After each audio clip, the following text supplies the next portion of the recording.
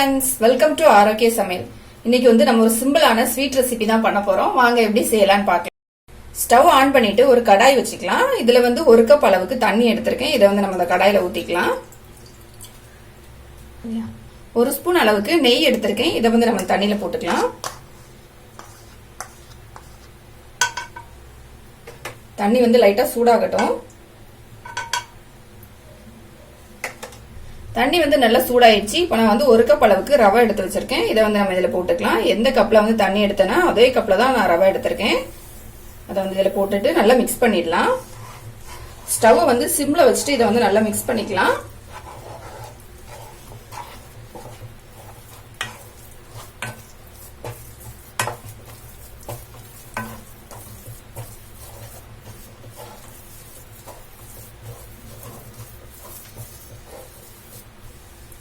நம்ம ரவை போட்டு மிக்ஸ் பண்ண பிறகு நல்லா கெட்டி ஆயிடுச்சு. நம்ம வந்து இப்ப ஸ்டவ் ஆஃப் பண்ணிட்டு இதை வந்து நல்லா ஆற வச்சிடலாம்.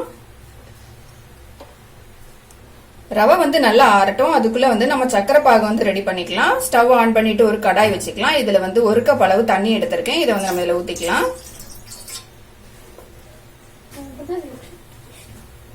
தண்ணி ஊத்திட்டு 1 கப் அளவுக்கு சக்கரை எடுத்திருக்கேன். இதை வந்து நம்ம இதுல போட்டுக்கலாம். சக்கரை வந்து நல்லா மெல்ட் ஆகட்டும்.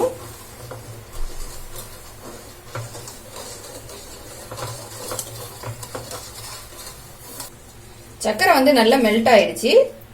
இப்ப இதுல வந்து ஒரு 3 ஏலக்காய் வந்து எடுத்து வச்சிருக்கேன். இதை வந்து நம்ம இதுல போட்டுக்கலாம். சக்கரை வந்து இன்னும் நமக்கு வந்து நல்லா மெல்ட் ஆகணும். நம்ம கையில தொட்டு பார்க்கும்போது கையில ஒட்டுற பதம் வரணும். அந்த அளவுக்கு வந்து நம்ம இதை வந்து நல்லா ரெடி பண்ணிக்கலாம்.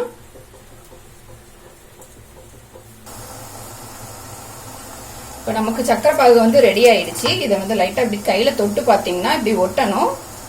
அப்போதான் நமக்கு வந்து அது கரெக்டான பதம். இப்போ நம்ம ஸ்டவ் வந்து சிம்ல வச்சுக்கலாம்.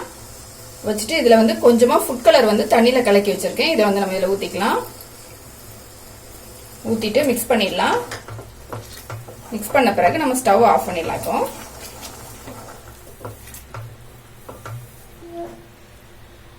நம்ம வந்து ரெடி பண்ணி வச்சிருந்த ரவை வந்து நல்லா ஆறிடுச்சு. இதை வந்து நல்லா மிக்ஸ் பண்ணிக்கலாம் கை வச்சு. இந்த மாதிரி கொஞ்சம் நல்லா அழுத்தி இதை வந்து நம்ம வந்து பிசைஞ்சிக்கலாம். நல்லா மிக்ஸ் பண்ண பிறகு இதுல இருந்து கொஞ்சமா மாவு எடுத்துக்கலாம். நம்ம எடுத்துட்டு சின்னதா பால் மாதிரி உருட்டிக்கலாம்.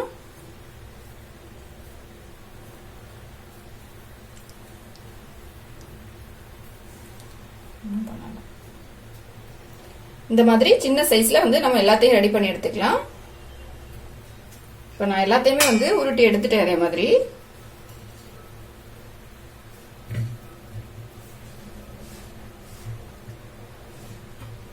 நான் எல்லாத்தையுமே உருட்டி எடுத்துட்டேன். நம்ம வந்து இதை ஆயில போட்டு இப்ப ஃப்ரை பண்ணி எடுத்துக்கலாம். பேன்ல வந்து பொரிக்கிறதுக்கு தேவையான அளவு எண்ணெய் ஊத்தி வச்சிருக்கேன். எண்ணெய் வந்து நல்லா சூடாயிடுச்சு. நம்ம வந்து இப்ப ரவையை வந்து உருட்டி வச்சிருந்தோம்ல அதை வந்து இப்ப எண்ணெயில போட்டுடலாம்.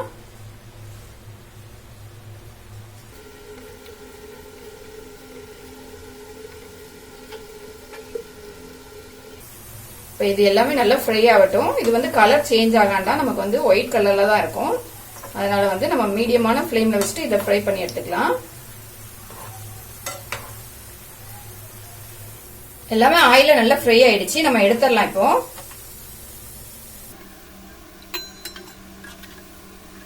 நான் ஆயில இருந்து எடுத்து எல்லாத்தையுமே பிளேட்ல வச்சுட்டேன். இதை வந்து நம்ம வந்து சக்கரை பாகுல போட்டுக்கலாம். இப்போ நம்ம சக்கரை பாகுல எல்லாத்தையும் போட்டுக்கலாம்.